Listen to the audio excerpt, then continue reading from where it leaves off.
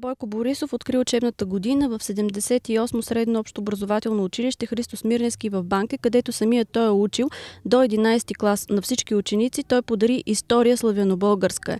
Премиерът се върна към спомените си от детските години. Тук съм учил от 1 до 11 клас, а майка ми е била учителка през целия си живот. Така че сме много свързани с това място.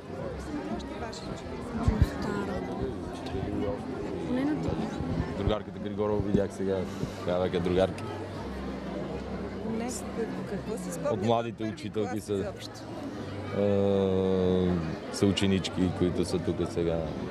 90% от децата са на мои приятели.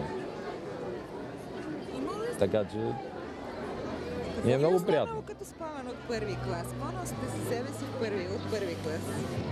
Тя майка беше учителка и като всяко дете на дъскалица бях подготвен от нея, не че аз съм я голям желание. Тогава така беше. Акордеон, да четеш задължително. Има ли сте двойки, защото знаем, че тя е било доста строга с вас? Златен медалист съм. Единственото момче ми са тук златен медалист в Банкя. 6.00 ми е диплома. През цялото време? През цялото време. Имал съм петица, четворка един път. Знам, по история само веднъж четворка съм получавал. Иначе бях много дисциплиниран. И се биех много и едното и другото и затова ми вървеше. Колко часа на ден свирите? Там се биехме точно между двете сгради. Между частията, който има да иска да е тартор, там между физкултурния салон и трафопост.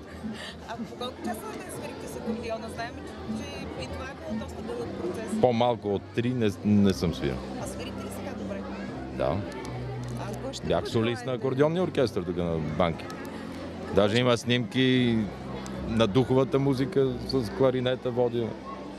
В оркестъра на китара. Тук кипеше. Изкарвахме си пари по почивните станции с свирене, като ученици. Голямо предизвикателство. Червена роза, 5 лева. 5 лева беше храната за една седмица. До смеете. Цяла ваканция това правихме. Голямо предизвикателство ще е за ГЕРБ кандидатурата на Георги Кадиев за кмет. Не се бъркам никога в работата на другите партии. И кога ще сте готов с кандидат? Ние сме готови. А наистина ще бъде министър Фондък по вашия кандидат? Първо вас ще ви информирам, когато кандидатът стане готов. Течат събранията в момента, ние сме демократична партия, има предложения различни и мисля, че тук до няколко дена ще кажем кой ще е нашия кандидат официално. И ние сме свикнали да издигаме кандидата си официално с обяснение, не така в училищния двор. Естествено, какво да излъжа? Лидерите, грешно казано, има един лидер. Лидерите станем ли, ставаме БСП веднага. Добре, склонен сте да жертвате министър, за да стане кмет на София? Кмет на София е повече от министър. И аз съм доказателство за това. А какво ще обясните на учителите, които очакват един сериозен министър на образованието, с всеки месец да работи за тях, за да могат да направят Ако по-добро се вземе такова решение, ще ви кажа.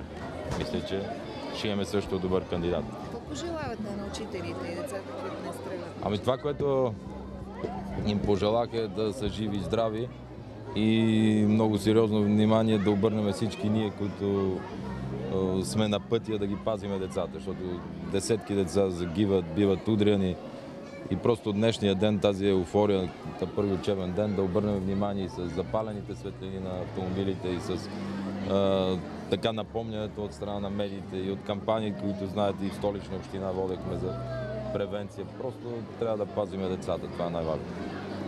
А иначе в училище? Да запознаем. Това ви беше любимия предмет? География, история, литература и там бяха много добри учителите, между другото. Най-труден? Най-труден? Не си спомням да ми е било трудно.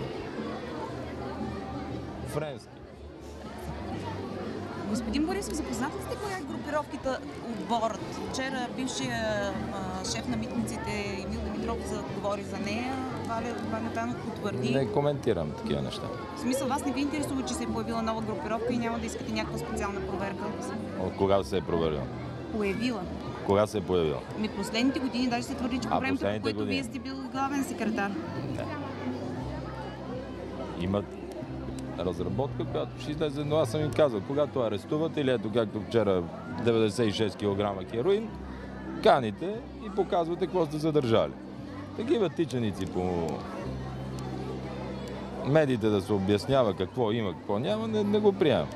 Арест и показваш тогава. Ето бандата от Бяла Слатина полицейската, арестуваш, показваш. Като приберат тая групировка и ви я покажат, тогава считам, че е приключено. Какво е това? Само тичаме, имало, нямало. Арестувате и показвате.